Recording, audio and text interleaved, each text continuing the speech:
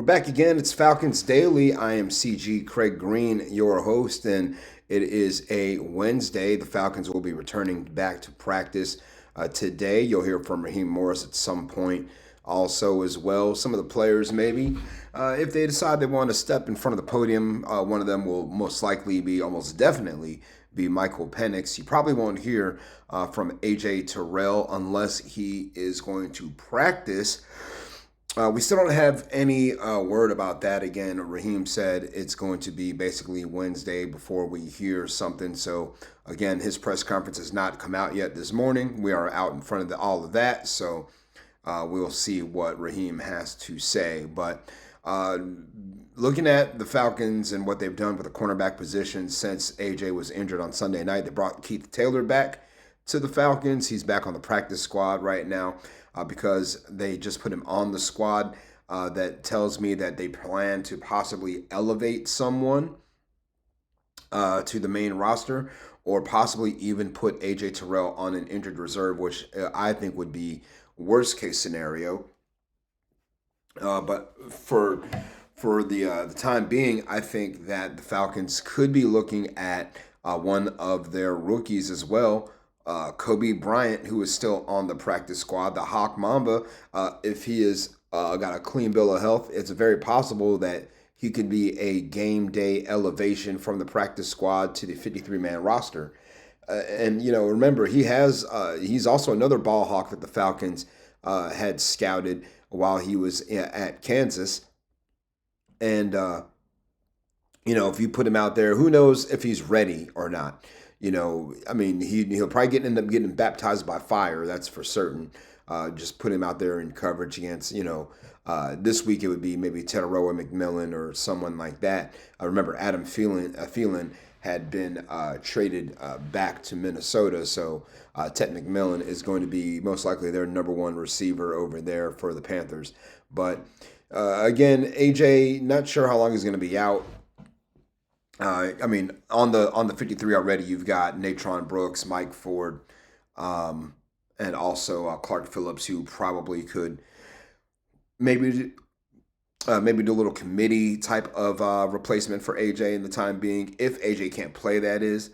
But also, I wouldn't be surprised to see somebody get elevated from the practice squad to the 53-man roster. It could be Keith Taylor because he's already got experience, but it also could be Kobe Bryant again to get some of that, keep that youth movement going. Because remember, that youth movement was heard loud and clear across the world on Sunday Night Football when Jalen Walker and Xavier Watts and James Pierce and also Billy Bowman put their stamp on the game and let America know exactly who they were. And speaking of those young defenders, can the Falcons defense do it again this Sunday?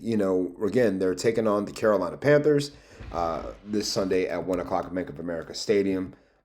Again, we kind of owe the Panthers one from last season. Remember, we lost to them in overtime to end our season last year. And so, the first two games for them have left a little bit to be desired. They scored 10 points against the Jags week 1, 22 against the Arizona Cardinals with a pretty furious comeback by Bryce Young on Sunday against Arizona. But again, all for naught. Panthers lose that game. Right now they're averaging only 16 and a half points, or 16 points a game. That's it. So again, not much to really scare you there. They put up 13 in the fourth quarter. That game was basically, it was 27-9 going into the fourth quarter, and then the Cardinals let up a couple late tutties. That's what got it kind of close. But I think the Falcons' defense is set for another big day. You look at the receivers for the Panthers. Who really scares you? Xavier Legette? Not really.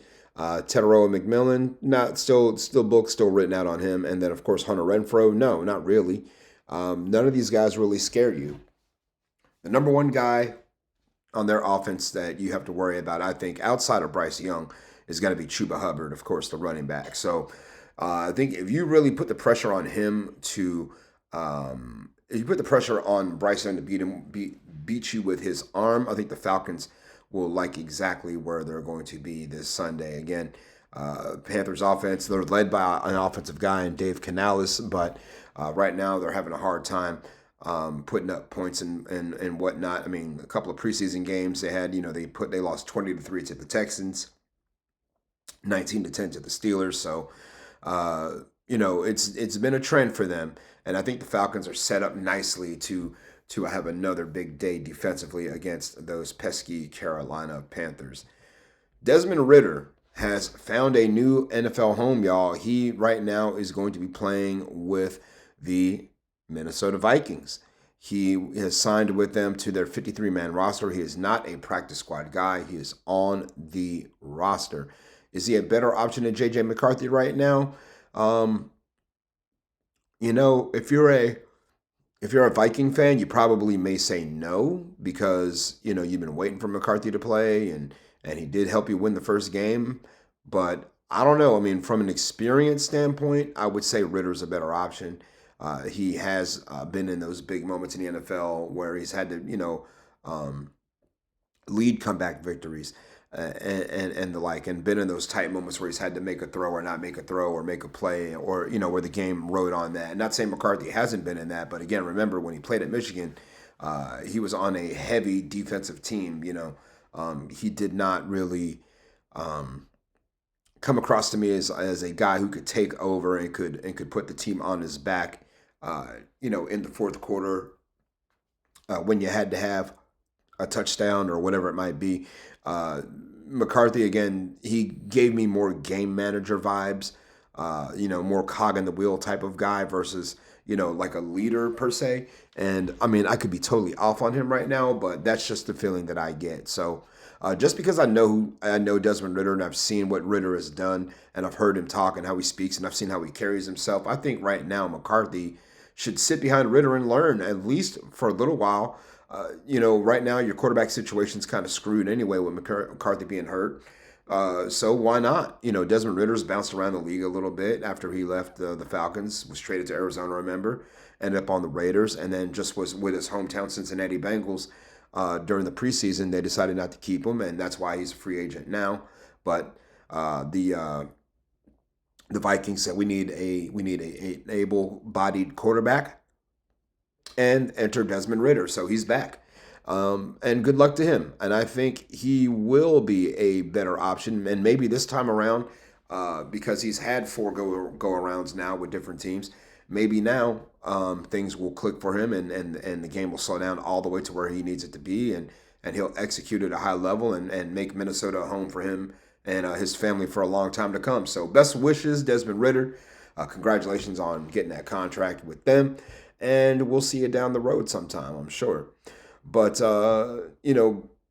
outside of that, want you guys to keep on chiming in the comments and let me know what you think, how you feel, all of those good things. We talked about a lot of the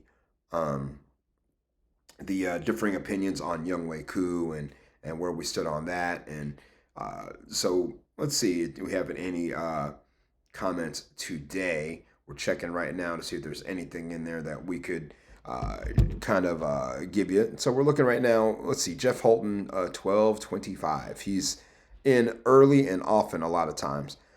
He says here, Raheem and Terry are in a must-win situation this season. Koo is a casualty of time, unfortunately. They had to make a change, whether it was right or wrong. Hopefully the new guy stays consistent, or he is gone too. Just my take. Yeah, they are in a must-win situation. I mean, I think Terry more than Raheem because Terry's been there now 5 years. Raheem this is his second go round. Second season as the head coach. First season 8-9, not bad. Now you got to build on it. Now you got to get to the playoffs. So yeah, I kind of agree there. Koo is a casualty of time. Yes, kind of agree to that. I mean, he did. I mean, this is some of his own undoing. I mean, he missed. He did miss the 44-yarder that would have put the Falcons in overtime essentially with the Bucs that day. Again, no guarantees if we would have won the game or anything. I mean, Tampa Bay could have won the coin toss and went right down the field and scored like we saw happen the last two times we played overtime. Yeah, I think that the leash for Terry Fontenot is a lot shorter than the leash for Raheem Morris. And that is because Terry has been the guy getting the players and bringing them in and asking these different coaches to coach them up. Let's see here. Let's see. Jeff, one more time. Kirk is a pretty nice backup to keep for sure. We would have to get a premium return in a trade. I like having him in reserve. How do we come out injury-wise on Sunday, aside from AJ, hopefully good? Yeah, Raheem said that no real nicks or, outside of nicks and bruises, AJ was the most notable injury that we had. And we'll find out more today after Raheem steps to the podium.